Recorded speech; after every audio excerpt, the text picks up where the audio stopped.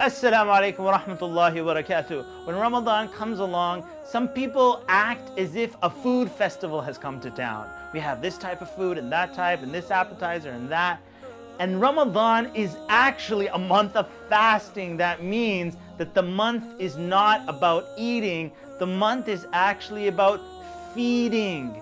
Feeding the needy people, putting in the effort. The Prophet ﷺ said, whoever feeds a fasting person gets the reward of that fasting person with the same reward without taking away from that fasting person. So this Ramadan, don't focus so much on attending all these food festivals, focus on feeding the needy.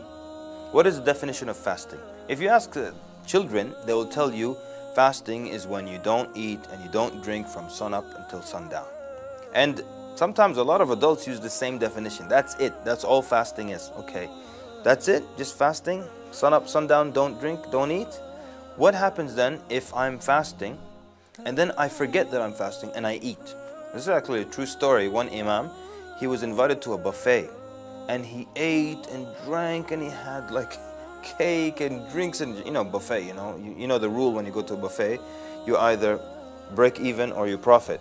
So this guy profited, alhamdulillah. He ate a whole lot. He said, then when I was totally done, then I remembered that I'm fasting. So does his fast count or not? Of course the answer is yes, it counts because he completely forgot.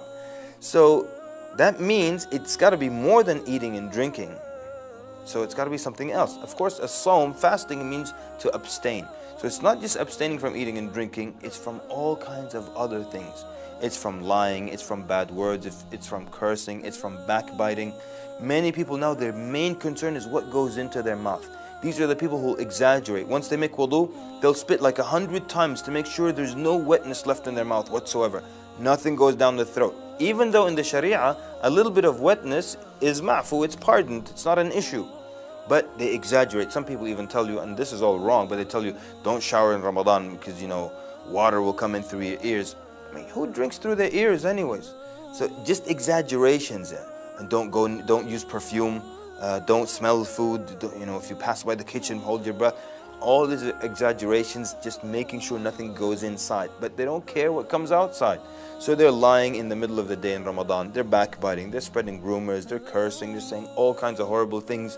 And they think fasting is nothing goes in here. And as long as that's the case, then I'm fasting.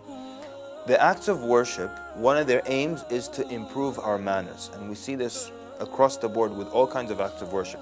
With fasting, it's very clear and very pronounced because the Prophet ﷺ taught us that if you're fasting and someone is fighting with you or cursing you or anything like that, you say out loud, Inni sa'imun, inni sa'imun.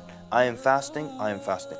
You say it out loud also so they hear, and maybe they'll be put to shame a little bit and refrain from, their animosity or their fighting towards you. So the purpose of fasting also is to improve and have an impact on our mannerisms and our akhlaq. So remember that when you're fasting, it's not about what goes in only, but it's also about what comes out.